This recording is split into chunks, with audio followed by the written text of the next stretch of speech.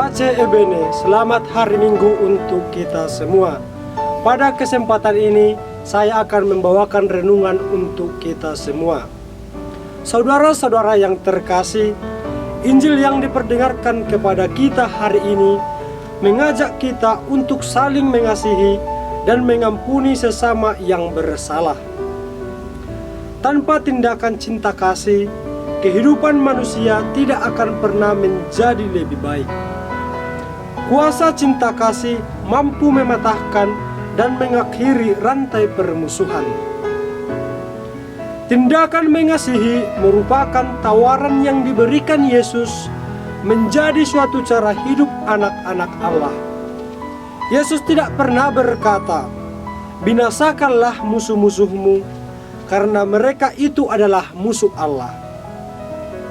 Sebaliknya, Yesus berkata, "Kasihilah musuhmu, jangan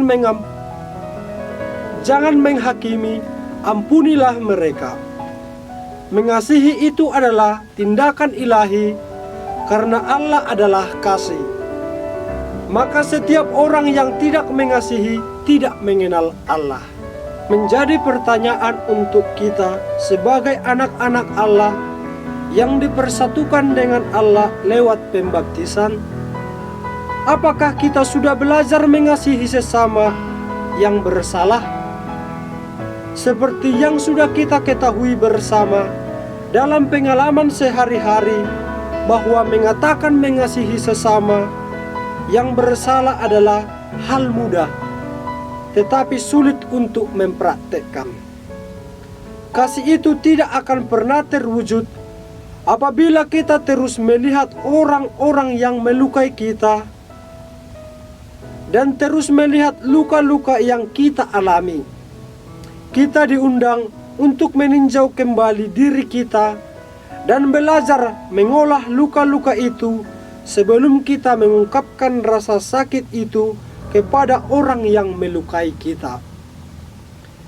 Kita belajar mengendalikan diri dan berhenti untuk menghakimi atau mengkambing hitamkan orang lain.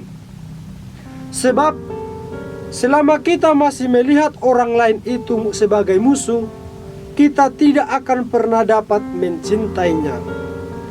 Maka berhentilah memusuhi teman supaya kita bisa saling mengasihi. Saudara-saudara yang terkasih, lewat bacaan Injil pada hari Minggu ini, kita semua diajak untuk belajar mengasihi dan mengampuni musuh dengan mengandalkan Tuhan, bukan mengandalkan diri sendiri. Apabila setiap orang mengandalkan Tuhan dalam tindakan mengasihi dan mengampuni musuh, maka semuanya dapat terlaksana.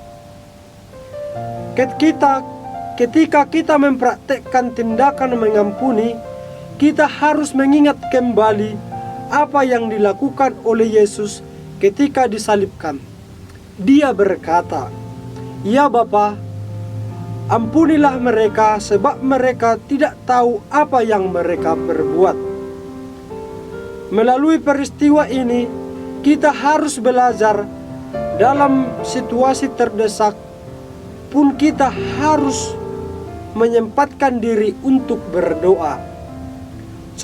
Contoh tindakan Yesus ini sudah selayaknya kita jadikan sebagai pedoman dalam melakukan tindakan mengasihi dan mengampuni saudara yang berdosa.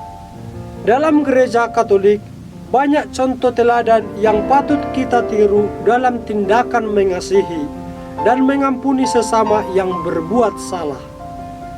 Mereka mengampuni secara tulus, tanpa ada niat untuk balas dendam.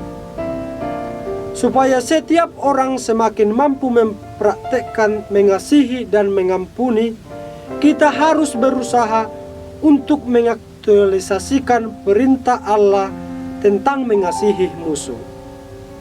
Untuk itu, marilah kita saling mengasihi dan mengampuni sesama, supaya kita hidup damai bersama saudara-saudari yang ada di lingkungan kita. Semoga Tuhan senantiasa menyertai tindakan dan usaha kita dalam mempraktekkan tindakan cinta kasih. Semoga amin. Pace bene.